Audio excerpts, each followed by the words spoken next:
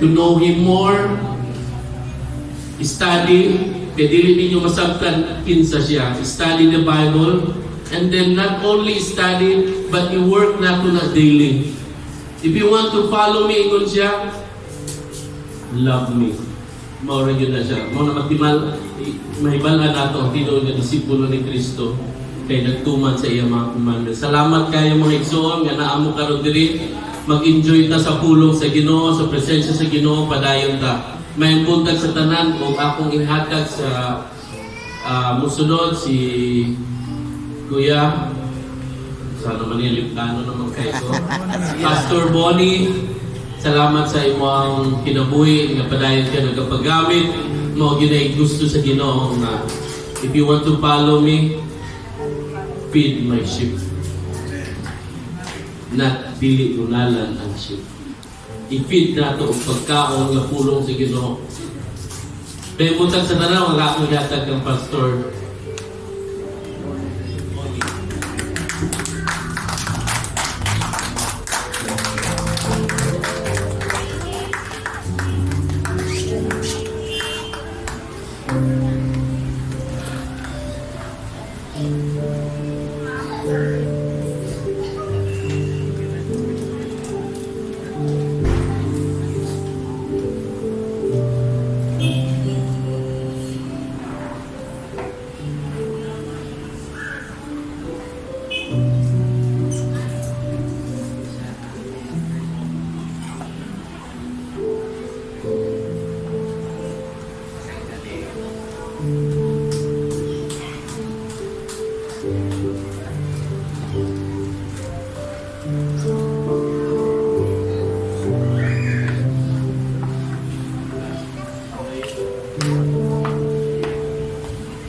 Hello, Mason. Pasensya na. Yung mga tumatagit na. Lugay ka mo on.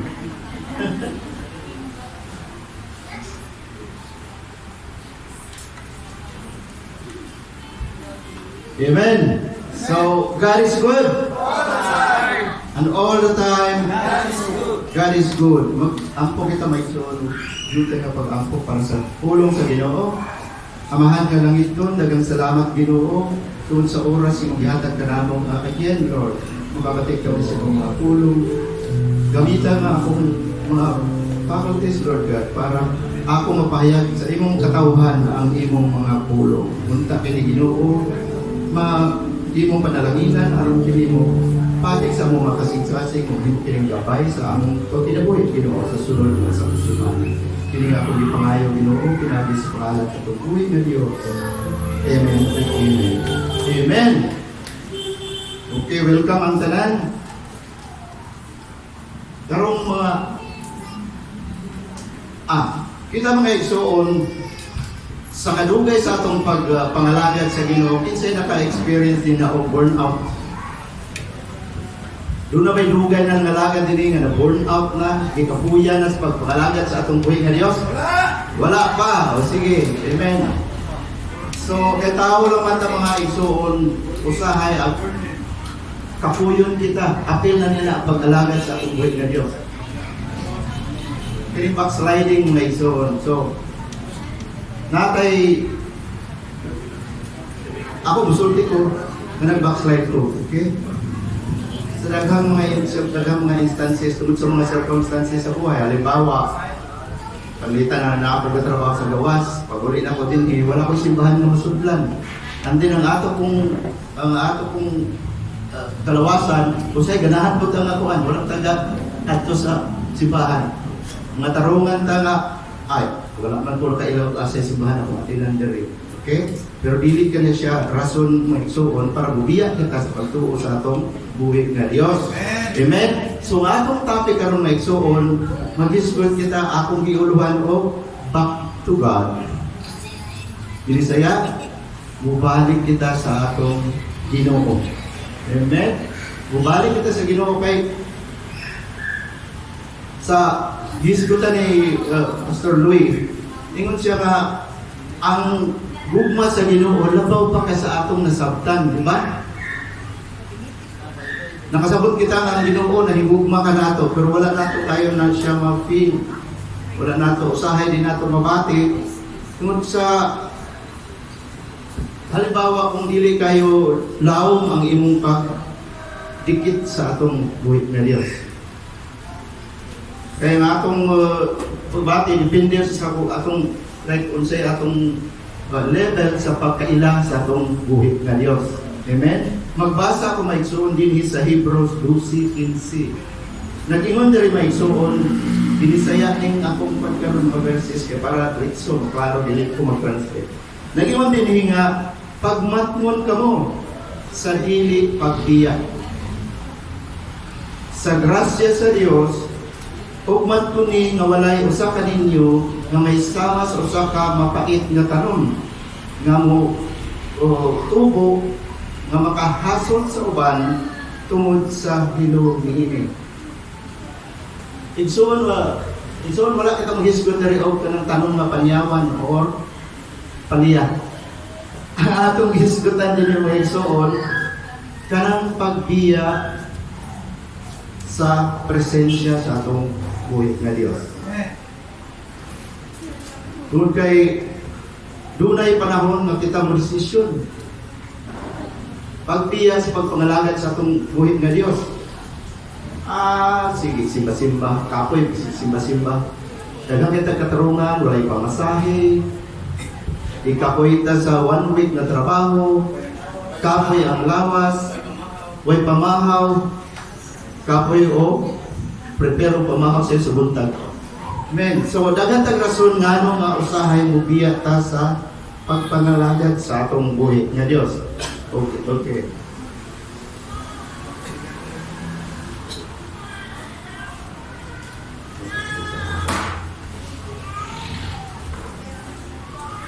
Sa wala ko. Ipalit. Araw. Okay.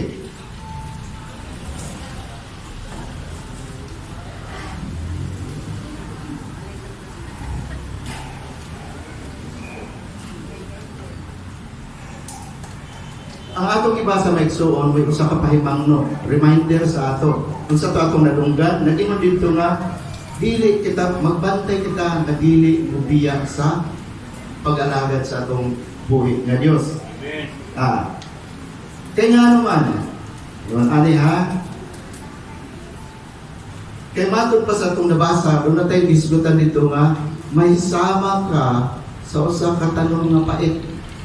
Nga naman ang tao nga mubiya sa pagtuo. Pero kung nga ka nang magtutuo, believer, kunya ibiya sa iyang pagpangalagad sa Ginoo.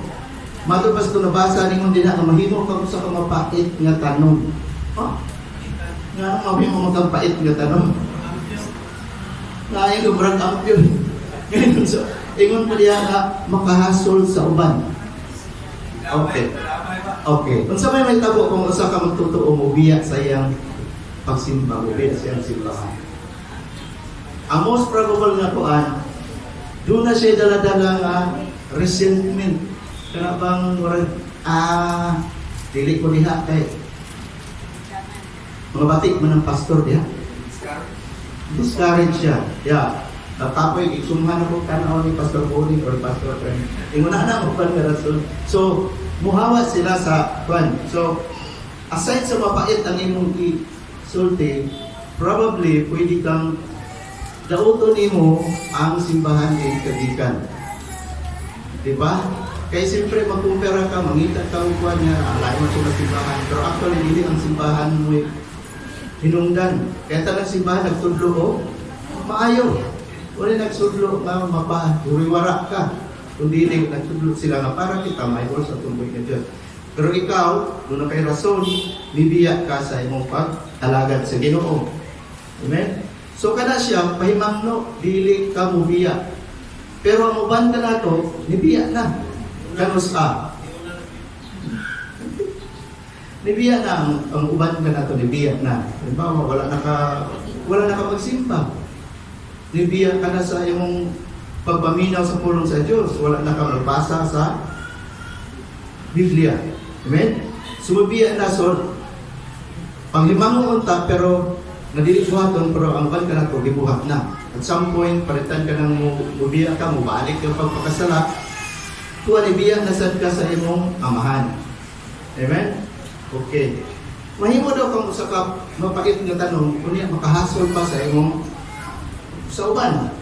Ngano man unsa may tabo kung ang usa ka magtotoo biya sa iyang pagtuo sa dati niyang gituoan.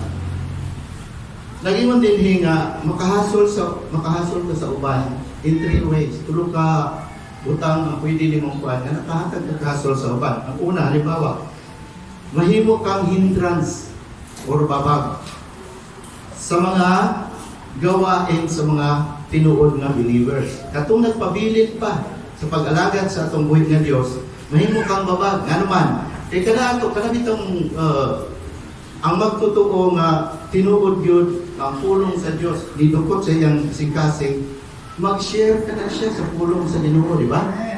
Bisag asa ka moadto, bisag nakas trabaho, mag-share ka sa pulong sa Ginoo tungkol kay imo kining gituan ng pulong sa Dios, dili ka.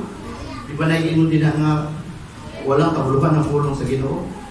Ang pulong sa Ginoo kinabuhi, mo'y maghatag sa kinabuhi sa atong espiritu.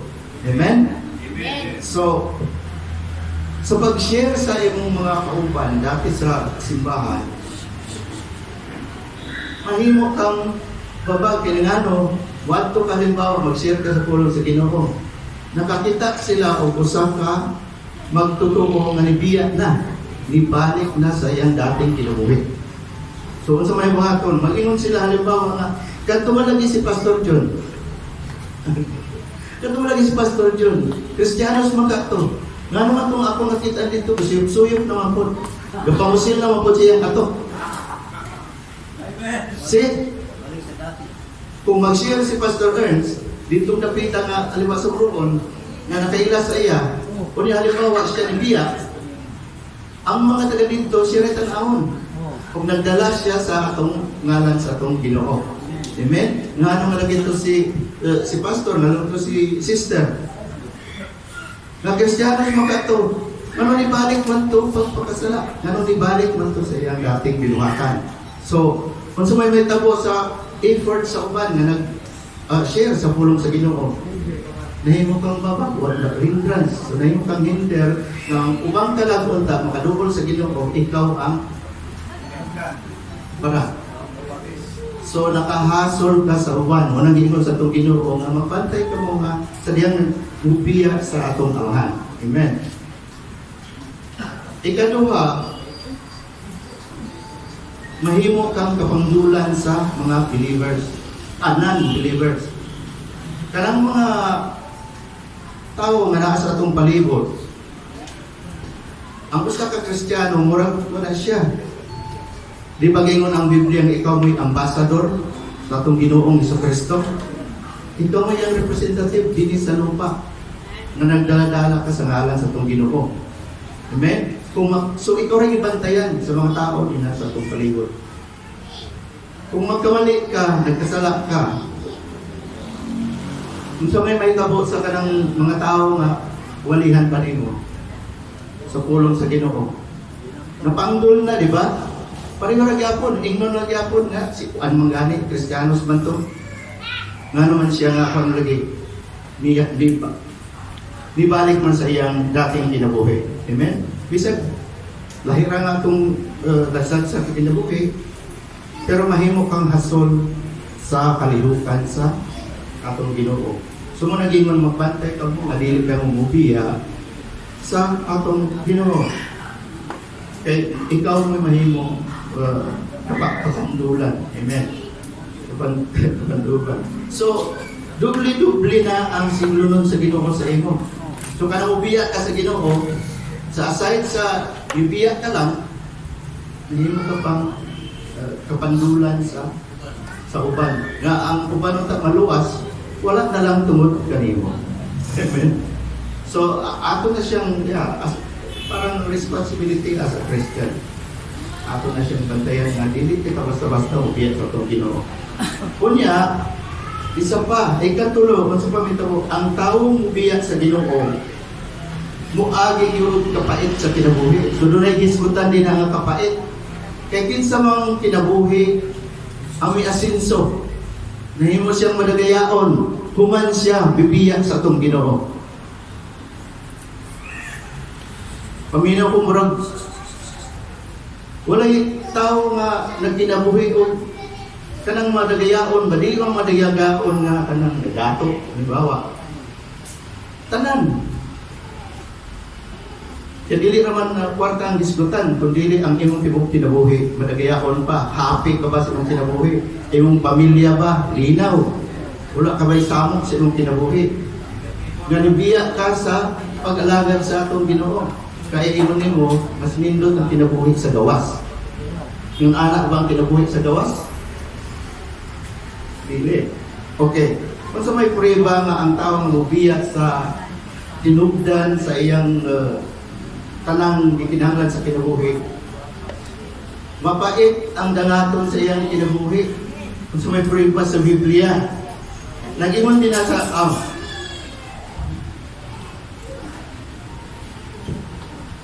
kay ang tao nga nagpangalagan sa Ginoo, bisan pa kung pobre siya, dili kay mayo ang iyang kinabuhi, apan unsay gisulti sa Biblia, Proverbs 10 verse 3. Nagingon diha, the Lord does not let the righteous go hungry.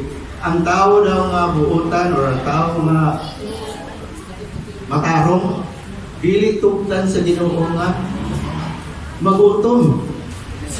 So sa mag-alagad sa Ginoo, maaari mo lang kayo kwarta, pobre ka or what. Pero doon na kay makaon, doon na kay mabuhit ka sa pamaagi sa Ginoo. So may kabatuoran, adagan na natigulang, ako natigulang na si Brad Elot, natigulang na. Kung wala pa na pakauna sa Ginoo, wala na siya karon, di ba? So ang Ginoo naay pamaagi sa tao nga magpadayon sa pagkamataro. Ito may tabo kung nagkinabuhi na siya sa dili mo ayo. Nagpadayon sa paghuhubo, pagbarkada, pag sinumbagay, barwa. Di ba daghan ng tao nga nalungguman, namatay na kay kung sa iyang kinabuhi. Amen? Amen. So,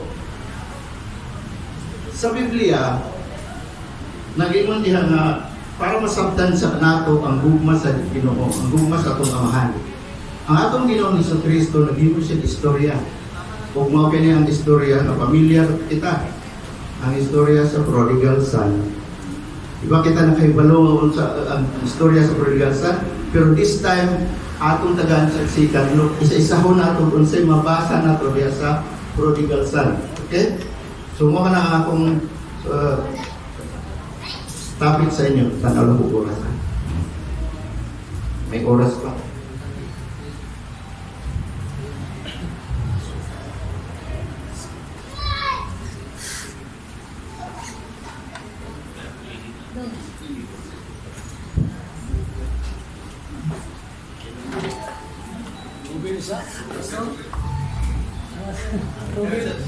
Tubig kay sakyanan, tao pa.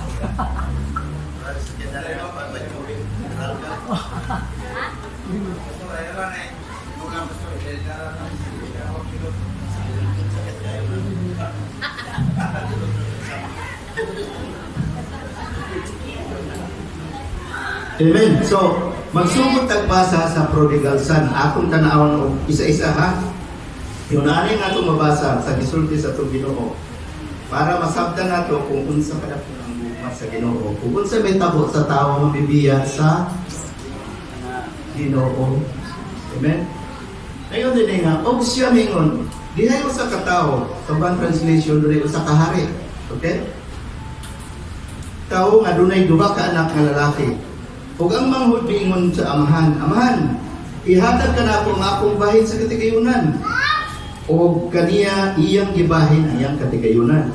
So kini nga tao, kining hari dunay duha ka anak, ang manghud gipulaan na siyang pagkadato. Ito naman nato, kay maay kay ang kahimtang kaya amahan sa kahari. So prinsipe siya, ingon niya nga, ingon man niya nga kani, ihatag ka na ako akong bahin sa katigayunan. So iyang gibahin, kaya pugutan siya nga, amahan. Amen. Wala damtig pila ka adlaw, sa nahipos na niya ang iyang tanang kabtangan, ang anak ng manghod bipanaw ngadto sa layong lugar. So imong imagine nga kini nga batanon, siyempre astig kayo na kidato kayo, sumubiya siya, galan cruiser siya, full kayo ang iyang kuan, dato ko siya. So tanan, hipos niya ng mga pagtangan niya, ug mibiya siya sa iyang amahan. Dala ang Land Cruiser, biadto siya sa layong lugar. Amen? So, pareho ra gyapon ang maigsuon sa usa ka magtotoo. Kay kini isang bingay ni sa tong Ginoo. Ang atong amahan dato tayo. So nag-enjoy ka sa iyang mga blessings. Pero gipulan ka sa blessings sa Ginoo. Sa imong gibuhat, bibiya ka. Bibiya ka. Kanya sa imong pagbiya, daghang ikagdala-dala. Puno kay ka sa encouragement, puno ka sa gugma, puno ka sa physical nga bagay. Dalani mo na siya, langyaw ka, wadto sa layong lugar. Okay? So, atong padayonon, nag-ingon dia diri sa verse 13. Okay. So,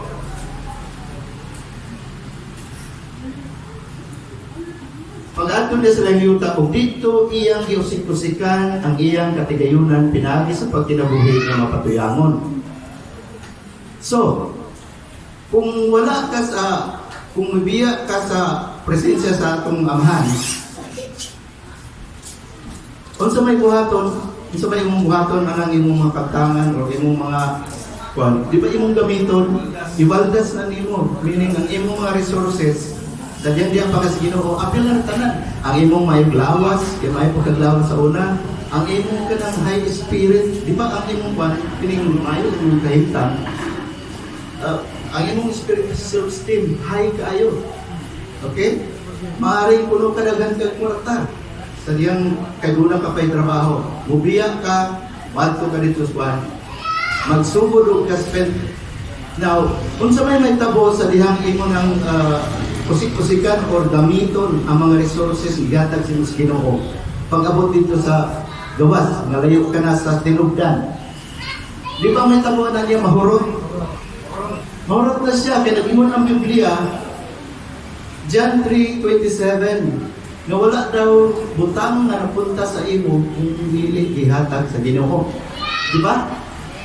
So tanan ang butang na kuan, kana imong kinabuhi, kana imong tanan nga resources, kwarta, trabaho, kana tanan ihatag sa Ginoo.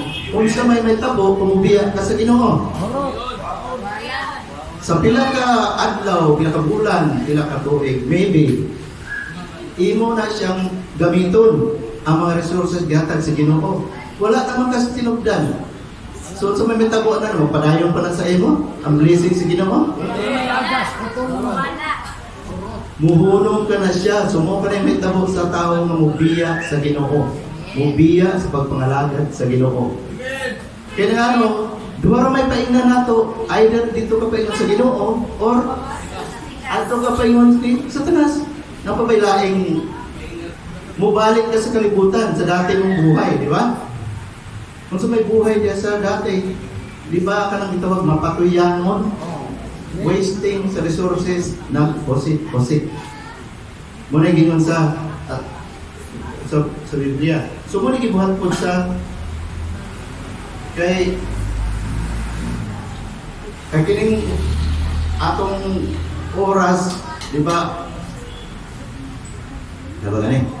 Di ba sa dinhin pa ka sa pag-alagad sa tungkoy nga Ginoo, busy ka sa pag-alagad busy ka sa pagsimba, pagbasa ng Biblia o sa tanang mga butang may kalihukan sa may tungod sa Ginoo. Busy ka. Kung wala na ka diha, kung sa may mong iilis, Busy ka sa... Hindi, si Pastor. Busy si Kapalo. Hindi na po mabalik sa Himalad. lumalik na mo pag-himalan sa Quiapo. Ayaw, imalam na po. Yeah. Kaya kung mawala sa ato ang pila ka butang, naaog na kay ilis. Di ba? So, busy ka sa pagkalagas Ginoo, sa pagtuon sa iyo, pagpaminaw sa tulong sa Diyos. Pero nawala ka na sa iyo. So, sa imong buhaton. Kaya di ba, ang tao, di man ginang sugod nga ka ng tawagan na niya, idol ba? Empty-handed. Pareho na sa empty mind. Ang empty mind is a what? a devil's playground. Although na mo workshop ni Satanas ang kanang idol hands o idol mind. Sumangita sa Satanas, gipuli na niya. Diya siya mo penetrate. Hindi siya makabisi. Mangita siya kung kay idol. So, lain na ang imong buhaton kung gawas ka sa atong presensya sa atong buhay na Diyos. Amen ba maigsoon? Pakpak ka maigsoon. Kapag na ito rin ako, tungkol kayo kita, remind kita niya sa dili pagbiya sa iya. Later, atong may bawaan na dunay, nibiya sa atong Ginoo. Kung sa'yo nitabo nila sa bayan na Israel, okay, ato na isgutan na niya. Ato lang siya tiwasan, okay. O nagastos, o sa nagasto na niya ang tanan, niabot ang usap ka, dakong gutom ni atong yutaa. O siya may sugod sa pagbati sa kawadron. So nahurot na niyang mga kwarta, nahurot niya mga resources. Mura gyapon ang danaton sa tao mo biya sa pagpangalad sa Ginoo. Mahutdan yun ka. Muna gingon nila nga ang imong kinabuhi na imong mapait. Pait pa sa panyawan. Mahutdan ka kay wala na kay encouragement, wala na kay source sa tanan nga kuan kay ang tanan natong gigamit gikan sa Ginoo. Amen. Ang atong lakas, atong kinabuhi gikan sa Ginoo. Once maputol ka, sa gingon sa atong Ginoong Kristo, ako mao ang puno sa paras. O ka mo mga sanga. Siya ang magpabilin ka nato, o ako magpabilin sa niya. Mamungag daghan. Kaya gawas ka nako, wala left, wala sa himo. Di nga na pag-example sa Ginoo, ako makat-off ta sa pag-alagad o sa makat-off ta sa presensya sa itong Ginoong sa itong amahan nga sa langit, maughan ta, malaya, mamatay, dili, mamunga. Mahurot yung mga resources. In short. Okay? So, nahugdan na siya. Ang hindot pa rin tabot sa katong prodigal son kay nahugdan na siya kwarta, wala na siya ikapalit, iabot pa yun ang tagutom. May tatong nahugdan ka, na abundang makaon. Wala sa iyang panahon. So, kung po rin nangatan sa atong kuan, doble nga dilogyo. Amen? Amen. Okay. Apan sa nahimulian na siya, wala pa siya uliin. So, on sa gibuhat sa katong batanon niya siya nga, busa siya may adto o may kapit sa usa ka namuyok nitong yutaa. So, kapit sa patalim. In short, ang himo. O naman siya kwarta, wala po siya yung tagutom. O siya, isugo, niiningat ko sa iyang pagkumahan aron sa paglawog sa mga baboy. So, himo na siya tagalawog sa baboy. Prinsipe ni siya, naglangkuro siya pagikan. After some time, mana yung waldas, katulad sa mapatay tuyangon, nakadesisyon siya nga ma-apply sa trabaho. So may trabaho niyang mga kunan. Ilang prinsipi ka, wala kilibawan. Doon na sila sinugon, maglawag baboy. So, ang trabaho nito mabalabol, maglawag na baboy. Na-remember ka ng baboy, sa mga Hudiyo, kung sa mga baboy, di ba mahugaw ka na sa ilang? You're not even allowed to touch or go near sa mga baboy kaya para sa ila kung sa kanang mahugaw o makadefile. Pero kining Biblia, disag dito sa pinakahugaw na dito sa baboyan, ipasukan na niya. Amen? So, himo siya tagalawag o baboy. O niya, kaya tagutuman, huwag po'y makaon. Ikaon po siya sa pagkaon sa baboy. Huwag po siya kapuyan, magpunta lang siya karton dito sa agad sa baboy. So, may imagine mo kung sa ka-isod ang niyang kenta. Tungod lang, sa may ang himo, nibiya siya siyang amahan na ari. Sa sunod na verse, nag-ingon din nga, kung siya nangandoy sa pagbusog sa iyang kaulingon, bisan sa mga bunga sa diatilis, nagiging pagkaon sa baboy o walay tao kami hatag kaniya at isa't isa. Amen. Sa kalibutan, out there, outside sa poder sa atong Ginoong Kristo, walay basta-basta mahatag, di mo gawa na sila tudlugay sa pagkakahatago, di ba? Swerte na kay Dona, itagoton, is pa may matag. Amen. So, ani na siya karon. Apan sa nahiulian na siya sa pamuot. So, nakarealize siya. Okay? Mingon siya, pagkadaghan kayo sa sinuhulan sa akong amahan na may mga pagkaon na nagingapin. So dagang kayong kaon dito sa ilang palasyo. Samtang din nagkakamatay ako sa gutom.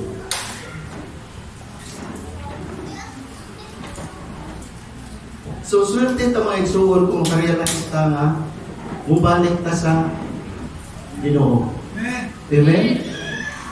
What if dili na ka makarealize? Sa Lord. Kuha ka na ka sa Ginoo kong pamuot. Dito na lang ka maglubog sa babayan. So, kini siya, swerte pa. Amen. So, ato siyang, okay, dali na natin may suon. Okay.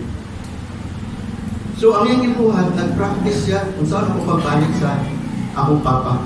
Nagdagan kayo makaon dito. Nag-practice siya, may siya na, ingno na po ani. Amahan, nakasala ako batok sa langit o sa iyong matubangan. Ako na lang ingno ng akong amahan. Okay? So, ang ibuhat niya, bibalik siya sa iyang amahan. So, pagpaingon nga ito, wala may land cruiser. Ibaligyan na siguro. Nagbaklay, wala siya ipalit sinilas. Wala ko ipalit o sinina. So, imagine mo, wala pa siya ipalit o shampoo.